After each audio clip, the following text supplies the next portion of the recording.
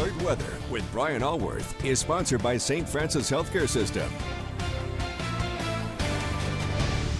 Tracking a couple of showers and storms this morning, mostly south of us, moving out of Arkansas into Tennessee. Some heavy rain in Tennessee, but as soon as that gets out of the way, I'll show you a couple of showers, dying showers moving up into the Boot Heel, south and southwest of Kennett there, but even that is kind of fizzling out. So for the most part, it's a quiet morning. Watch out for a little fog out there though. Current temps are in the upper 60s to mid 70s, not much change there. And we are seeing some fog on the map this morning, especially up towards southwest Illinois, southeast Missouri, but there could be some patchy fog in other locations as well, of course.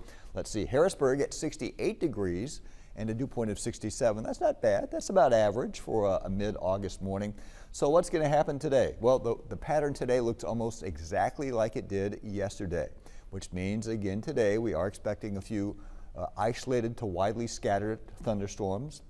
There's a weak front that's kind of drifting in from the north, but most people won't even notice it. It's not going to cool us down or anything, but it will help to maybe provide a focus for a couple of strong storms again today, just like yesterday.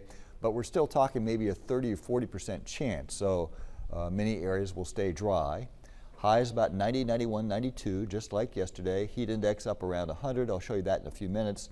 And then tonight, things kind of quiet down. Watch out for some patchy fog again tomorrow morning. There is going to be a change, though, as we approach the weekend, and not necessarily a good change, right? Upper level ridge redevelops starting Friday and through the weekend into early next week. It looks like it'll be mainly dry, even mostly sunny. The mornings will be okay with lows near 70, but the afternoon highs back up into the mid 90s.